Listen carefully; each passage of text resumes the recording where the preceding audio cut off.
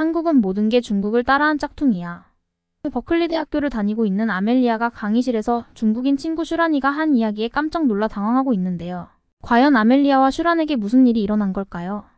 구독과 좋아요 부탁드립니다. 안녕하세요. 저는 폴란드에서 미국으로 유학을 온 아멜리아예요. 지금 캘리포니아 버클리 대학교에서 첼로 전공으로 음악을 공부하고 있어요. 어렸을 때부터 악기를 좋아했던 저는 너무나 운이 좋게 폴란드에서 살다가 미국으로 넘어와 공부를 하고 있는데요. 미국으로 와서 공부할 수 있게 된 이유는 제 고등학교 스승님이신 제니 선생님 덕분이에요. 제니 선생님은 제가 고등학교 1학년 때 저의 담임 선생님이셨어요. 제니는 저의 옆집에 살고 계셨기 때문에 저의 이웃이자 스승님이신 거죠. 제니 선생님은 제가 커가는 모든 과정을 전부 보셨던 분이세요. 저희 가족과도 각별했고요. 부모님께서 제니 선생님을 집으로 초대해 저녁도 같이 먹고 저희 가족 행사가 있을 때면 항상 제니 선생님도 함께 했었어요. 누구보다 각별한 사이였기 때문에 제니 선생님이 다니고 있는 학교의 재정이 안 좋다는 소식이 들리면 음악 사업을 크게 하셨던 아버지는 학교가 어려울 때마다 학교에 기부를 하시면서 아이들 교육에 힘을 쏟으셨어요. 아주 멋진 아버지시죠? 저희 아버지는 폴란드에서 악기 납품 사업을 크게 하셨고 그런 아버지 덕분에 악기를 좋아하게 됐던 것 같아요. 아버지 가게에는 악기가 정말 많았어요. 목관악기부터 금관악기, 기타, 드럼 등등 없는 악기가 없을 정도로 많이 가지고 계셨죠. 그래서 아버지가 궁금함이 워낙 많은 저를 위해 저것 직접 만지게 해주시면서 악기에 대한 관심을 더 크게 만들어주셨던 것 같아요. 그래서 자연스럽게 악기를 좋아하게 되지 않았나 싶은데요. 든든한 아버지 덕분에 유복하게 자란 저는 아버지의 사랑을 듬뿍 받고 자랄 수 있었어요. 악기 외에도 하고 싶은 것들을 전부 하면서 부족함 없이 자랄 수 있었어요. 폴란드에서는 비싸서 아무나 할 수 없었던 개인 과외까지 시켜주실 정도로 지원을 아낌없이 해주셨죠. 정말 너무 감사했어요. 제가 살았던 폴란드는 사실 그렇게 여유가 있는 나라는 아니거든요. 폴란드는 쇼팽의 나라라고 하죠. 그만큼 음악을 사랑하는 사람들이 많았어요. 저희 아버지조차도 음악을 사랑하셔서 악기 납품을 하셨고 주위에는 많은 음악 관련 사업을 하시는 친구 부모님들도 많으셨지만 부모님들 간의 빈부격차도 좀 심하게 났었어요. 또래 친구들은 본인 가족 사업을 직접 도와주느라 공부도 제대로 못했었거든요. 하고 싶어도 못하는 공부를 저는 부모님의 지원으로 할 수 있었기 때문에 저는 제가 배운 걸 친구들에게 알려주기도 하면서 부모님의 지원을 감사히 여기면서 열심히 공부를 했어요. 이렇게 얘기하면 저희 집이 어렸을 때부터 어려움 없이 유복했다고 생각할 수 있는데요. 사실 저희 아버지도 처음부터 성공을 하신 건 아니셨거든요. 저희 집도 굉장히 힘든 과정을 겪었던 집이었어요.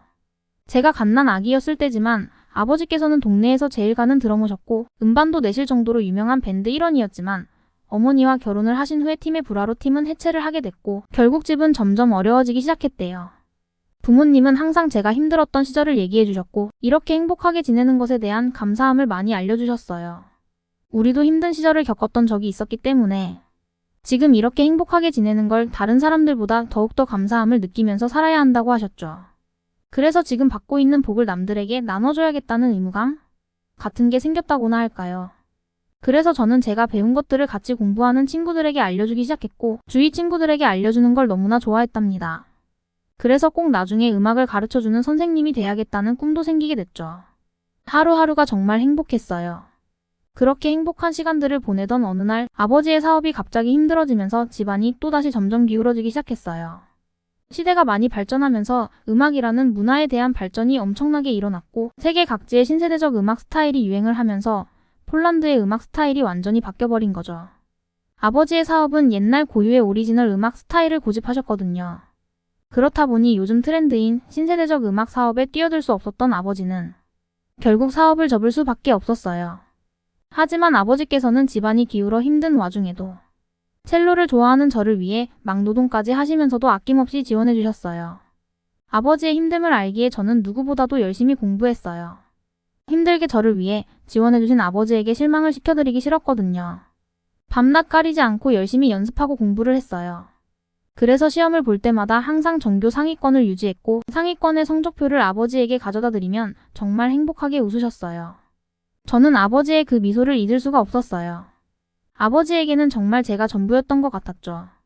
담임 선생님 제니도 제가 집안이 힘들어진 걸 알고 계셨지만 그런 힘든 상황임에도 불구하고 열심히 공부해서 항상 상위권을 유지하는 저를 보며 대견해 하셨어요. 하지만 시간이 흘러 고등학교를 졸업하고 대학교를 진학해야 하는데 집안도 점점 더 힘들어지고 경제적으로 도저히 공부를 할 수 없었던 저는 공부를 포기하고 아버지와 함께 일을 해야겠다고 아버지에게 이야기했어요. 현실적인 문제에 부딪혀 좋아하는 공부를 하지 못한 상황에 처하게 되자 아버지는 결국 제 앞에서 눈물을 훔치셨어요. 그리고 저에게 미안하다고 사과까지 하셨죠. 하지만 저는 슬프지 않았어요. 고등학교를 무사히 졸업할 수 있었고 지금까지 좋아하는 공부를 할 수 있도록 끝까지 지원을 해주셨기 때문에 저는 오히려 아버지에게 너무 감사했어요. 하지만 당장 대학교를 진학해야 하는 시기였기에 매일매일이 고민의 연속이었어요. 친구들은 하나둘 대학교 진학을 결정하고 심지어 원하는 대학교에 붙은 친구들도 있었거든요. 질투도 나고 너무나 슬펐지만 이런 현실에 지고 싶지 않았던 저는 최대한 마음을 다잡으려고 노력했죠. 그러던 어느 날 제니가 수업이 끝나고 갑자기 자기를 찾아오라고 하셨어요.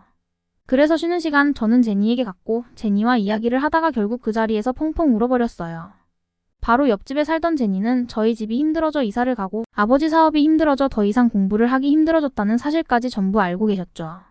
어렸을 때부터 저를 쭉 봐왔던, 저를 누구보다 잘 알고 계셨던 제니는 저에게 지원을 해줄 테니 미국으로 가서 공부를 해보면 어떻겠냐고 이야기했어요.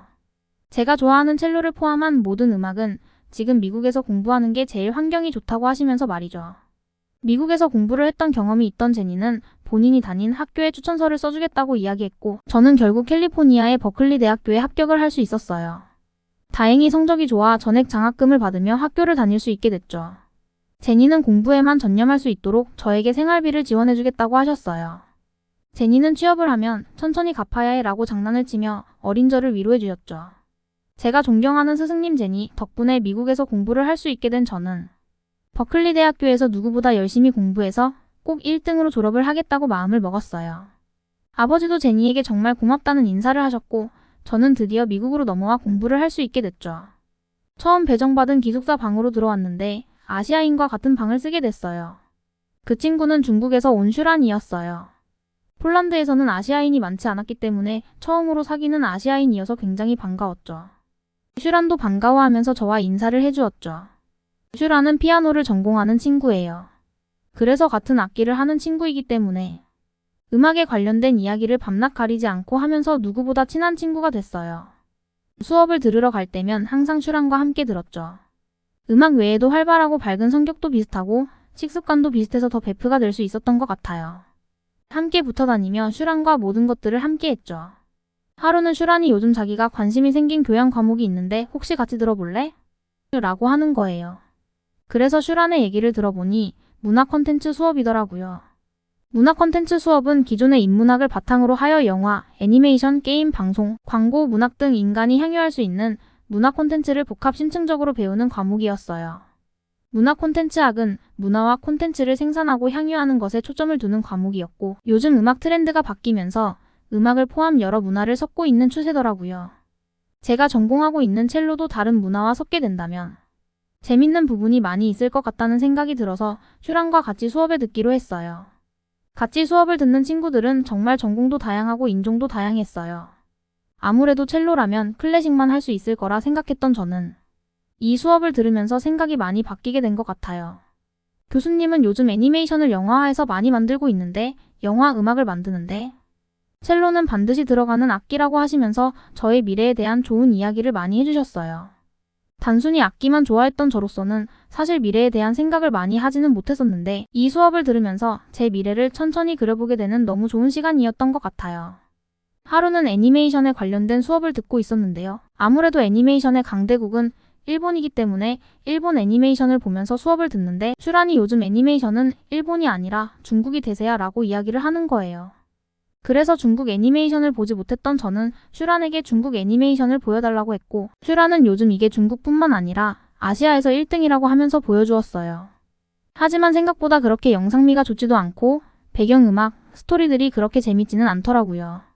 사실 슈란이 바로 옆에서 보여줘서 그냥 재밌다고 이야기해주면서 억지로 본 거였죠. 교수님이 수업을 마치면서 과제를 하나 내주셨는데요. 아시아권 나라의 애니메이션을 조사해서 본인의 생각과 본인의 전공을 연결시킨다면 과연 어떤 결과물을 만들 수 있을지에 대해 조사해오라고 하셨어요. 그래서 당연히 일본 애니메이션으로 하려고 했는데 슈란이 계속 중국 애니메이션을 같이 과제로 제출하자고 하더라고요. 하지만 솔직히 너무 하기가 싫었어요. 그래서 어떤 걸 해야 하나 고민하고 있던 그때 같은 조에 있던 한국인 보람이가 한국 애니메이션은 어때? 라고 하는 거예요. 그래서 정말 우연치 않게 한국 애니메이션을 접하게 됐죠. 아니 근데 중국 애니메이션을 보고 난 후여서 그런지 모르겠지만 진짜 너무 재밌는 거예요. 배경음악도 너무 세련되고 3D 영상이나 스토리도 너무 좋았어요. 그래서 보람이에게 한국 애니메이션에 대해 가르쳐줄 수 있어? 너무 재밌어. 라고 이야기하며 저는 보람이와 함께 한국 애니메이션을 공부하기 시작했어요. 어쩔 수 없이 단짝인 슈란도 저와 같이 함께 한국 애니메이션을 공부하기 시작했죠. 아니 근데 슈란이 자꾸 한국 애니메이션을 볼 때마다 이거 중국 내용을 베낀 것 같다. 스토리가 똑같다 자꾸 귀찮게 하는 거예요. 근데 아무리 봐도 중국 것을 베낀 것 같지는 않았어요. 왜냐하면 한국에서 만든 지 오래된 애니메이션을 보고 있었는데요. 지금 중국에서 나온 애니메이션보다 훨씬 뛰어났거든요. 그래서 슈란이에게 그대로 이야기를 했어요. 그랬더니 슈란이가 아니, 저런 후진국인 한국에서 나온 애니메이션이 도대체 뭐가 재밌어? 라고 대뜸 화를 내기 시작하는 거예요. 그러면서 한국 역사는 모든 것이 중국으로부터 시작된 거고 중국이 없었으면 모두 굶고 살지 못했을 거야 라고 하더라고요. 처음 본 슈란이의 모습에 저는 너무 놀랐죠. 한국에 대해 아무것도 몰랐던 저는 그저 슈란의 얘기를 듣고 있을 수밖에 없었어요. 결국 슈란의 설득에 중국 애니메이션도 같이 공부하기로 결정하게 됐어요. 그런데 계속 제가 한국 애니메이션을 볼 때마다 옆에서 저건 중국의 어떤 것과 똑같고 저 애니메이션은 중국의 어떤 애니메이션이랑 주인공이 똑같애라고 하면서 계속 귀찮게 구는 거예요.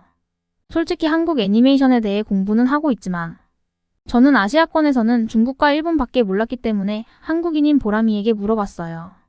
보람아, 진짜 한국 애니메이션은 모두 중국 거를 베낀 거야? 보람이는 분노를 참지 못하고 아니야. 오히려 중국이 한국 걸 베끼는 거지 한국은 절대 중국 것을 베끼지 않아. 라고 단호하게 이야기하는 거예요. 하지만 보람이보다는 슈란이와 더 친했기 때문에 솔직히 보람이가 이야기하는 게 그렇게 진짜처럼 느껴지지는 않았어요. 막상 중국 애니메이션과 한국 애니메이션을 비교해보니 비슷한 점이 정말 많긴 했었거든요. 근데 서로 다른 나라가 만든 건데 이렇게 비슷할 수 있나? 라는 의문이 생기더라고요. 그래서 천천히 자세히 살펴보니 한국에서 만든 애니메이션을 중국에서 몇 달 뒤에 주인공들 이름과 제목만 바꾸고 똑같이 만든 애니메이션이 되게 많더라고요. 너무 놀라서 저는 슈란에게 이야기했어요. 슈란, 이거 중국 애니메이션인데 한국 거랑 너무 똑같은데? 슈란은 저에게 화를 내며 보람이와 어울리면서 잘못 생각하고 있는 거라고 보람이가 너를 섭렵하려고 이상한 이야기를 한 거라고 이야기하더라고요. 하지만 애니메이션을 공부하면서 한국이라는 나라에 대한 궁금함이 많이 생긴 저는 한국에 대한 역사도 공부를 하기 시작했어요. 공부를 해보니 지금 전 세계적 이슈 중 하나가 문화 콘텐츠의 새로운 중심으로 떠오르고 있는 나라는 바로 한국이었고 한국에서 만든 애니메이션뿐만 아니라 영화, 드라마, 예능까지 판권을 사지 않고 전부 똑같이 만들어 중국이 불법으로 방영을 하고 있더라고요. 심지어 중국 내에서 영상 어워즈를 만들어 감독들은 상도 받고 있었어요. 사실을 보니 정말 너무 어이가 없더라고요. 강의실에서 만난 슈란에게 저는 이야기했어요. 슈란, 지금 중국 내에서 한국 것을 모방해 만드는 게 너무 많아서 문제래. 슈란 그 얘기를 듣자마자 알고 있는 듯이 살짝 주춤하더니 아무 대답도 하지 않고 갑자기 강의실에서 문을 박차고 나가버렸어요.